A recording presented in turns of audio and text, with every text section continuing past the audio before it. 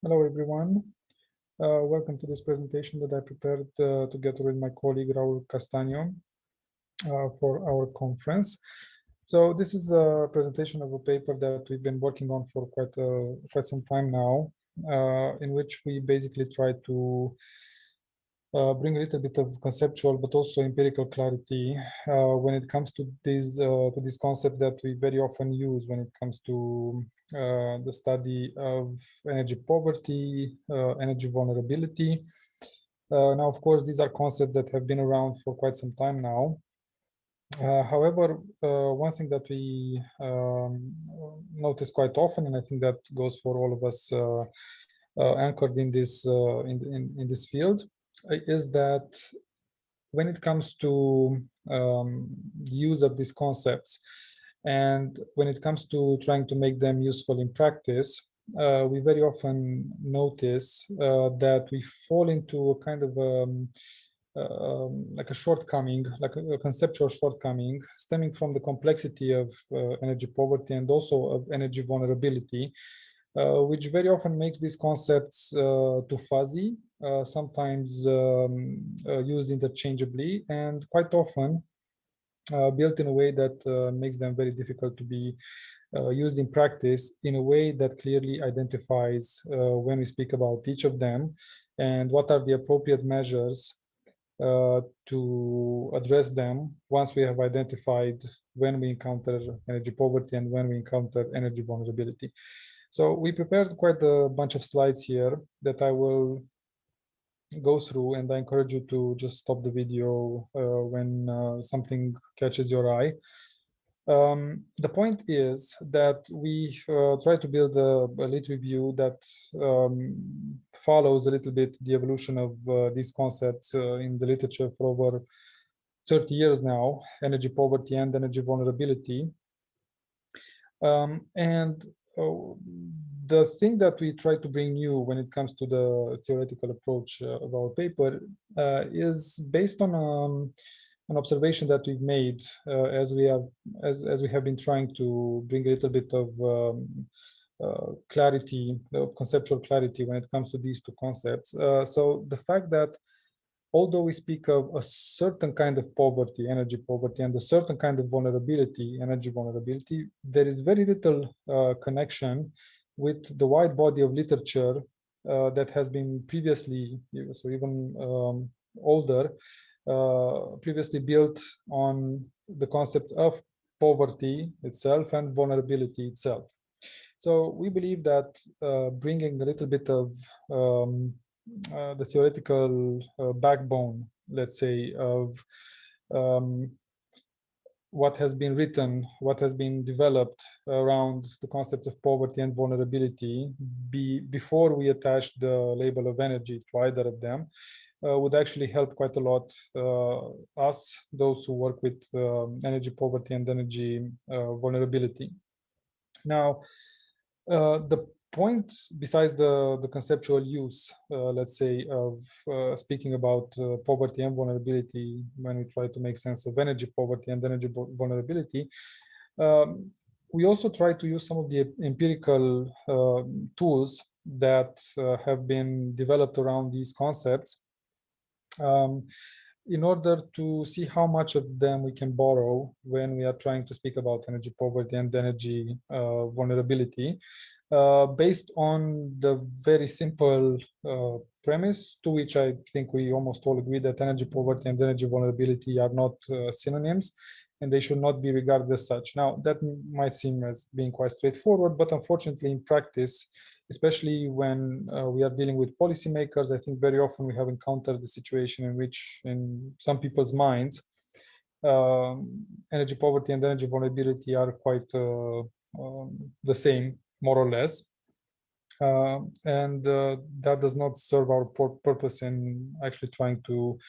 properly identify these two and address them. So, long story short, what we are trying to do in our paper, and this is still work in progress, so we'd be very happy if we actually manage to get some feedback out of you, is we have tried to come up with some mathematical modeling, which is which revolves around a few variables that deal both with energy and with the material state, let's say, of a household. So net income, the poverty threshold, the necessary consumption for basic heating, the actual consumption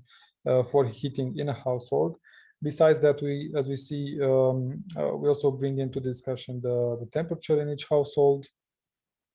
and also the overall quality of the building. Now, we build two potential scenarios in which we have, so we base our scenarios on the amount of spending being done for heating, and we focus on heating here when we speak about, when we think about energy use in a household. So the amount of spending done for heating in a household, and if there is overspending or underspending. And we built some hypothetical situations that are not just hypothetical, we actually encounter them in practice within these two scenarios. And the point of this whole endeavor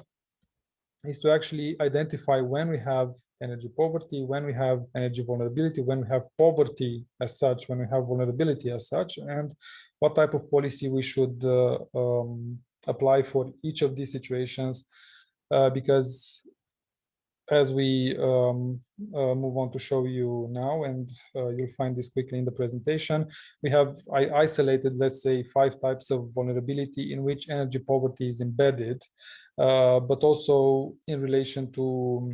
so vulnerability with respect to energy, but to which energy poverty is associated, but also poverty, and also with an eye for vulnerability overall within a household. So we built this 5 types of vulnerability, which right now would basically fall under the category, under the label of energy vulnerability. So just as an attempt to make things a little bit less fuzzy, and some measures that would be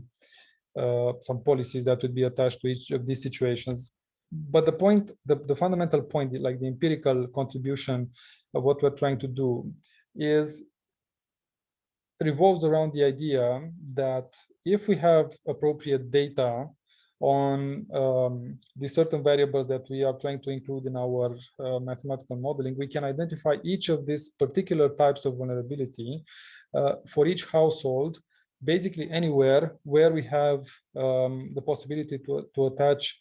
values to these variables. Now, some of them are embedded into policies, standards, normatives of whatever kind. So when we are trying to identify the basic line, let's say for the basic energy needs of a household, depending on the structure of that particular household, depending on the quality of the dwelling, depending on the overall quality of life of that household. So these are all standards that are embedded into policy almost everywhere at the national level, if not even at the local level. For others, we need data from energy providers, actual consumptions per type of fuel, right? And for others, but it's just one here, so the temperature inside, which to us is quite important, we would rely on values on data acquired from consumers. So the point is that our approach,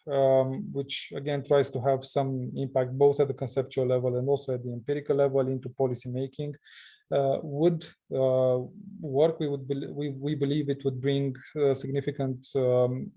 improvements to policy making, not only to our understanding, but also to our capability of improving policy making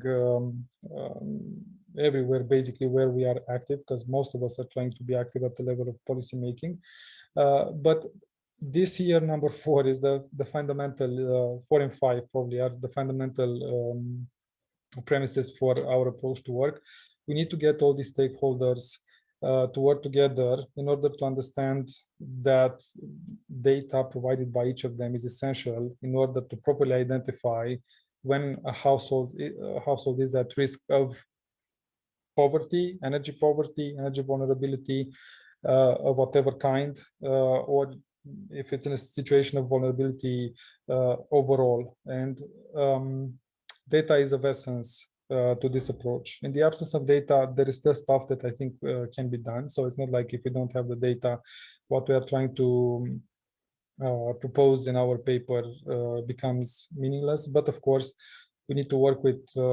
estimates and like proxies of whatever kind, and we all know these have shortcomings. So we'd be happy to discuss more on this, and we hope at least we managed to get your interest in this video, and hopefully we'll have a chance to debate a little bit more on this live soon. So thank you, and let's all have a wonderful conference.